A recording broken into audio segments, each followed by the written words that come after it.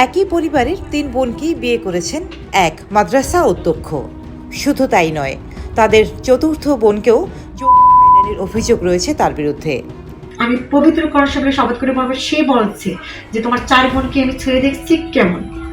এখন আপনি বিবেচনা করেন, আপনার ওয়াইফের যদি বলেন যে আপনার 4 বোনকে ছুঁয়েছি, তাহলে কেমন লাগে। ঘটনাটি বরিশালের টুঙ্গিবাড়িয়ার সাহেবের হাট ফাজিল মাদ্রাসার অধ্যক্ষ মাওলানা আবু হানিফের বিরুদ্ধে এক বিস্ময়কর অভিযোগ উঠেছে। একই পরিবারের 3 বোনকে তিনি একে একে বিয়ে করেছেন।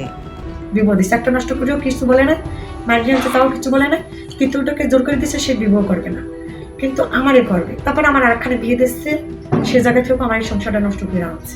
তৃতীয় স্ত্রী জাকিয়া বেগম অভিযোগ করেন, তার বড় বোনকে বিয়ের কয়েক মাস পরই মেঝ বোন, পরে তাকেও বিয়ে করেন আবু হানিফ।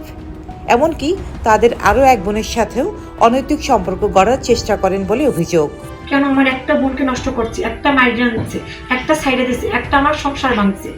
এখন আমার যাওয়ার কোনো রাস্তাই নেই, আমার সমস্যা বাঁচতে হলে তার সাথে সম্পর্ক রাখতে হবে। জাকিয়ার অভিযোগ, তিনি এখন ভরণ পোষণ পাচ্ছেন না, সন্তানদের নিয়ে থাকছেন মাদ্রাসার কাছে একটি ভাড়া বাসায়। এখন আমার এই বাচ্চা কাচ্চা নিয়ে বড় আমি অসহায় ভিতরে, আমার বাজার বা কোনো কিছু আমার বাসায় দেয় না। এখন আমার এই বাবার বাড়ি থেকে টাকা পয়সা পাঠায়, সেইটা নিয়ে আমার এই সংসারটা চলে। একটু কথা কারাকারি গেল, সে বলতো আমাকে সে রাখবে না, তালাক দিয়ে দেবে, কিন্তু আমি তার তালাকটা গ্রহণ করতে চাই না, কারণ আমার 2টা বাচ্চা আছে, আমি তো তার সাথে সংসার করবো। এত সব অভিযোগের মুখেও অভিযুক্ত আবু হানিফ বলেন, প্রয়োজনে তিনি আরও 100টি বিয়ে করবেন, কেউ কিছু করতে পারবে না। আমি ওই লেখালেখিতেও নাই, জবাব দিতেও নাই, ক্যামেরার সামনেও নাই, ভিডিওতেও নাই।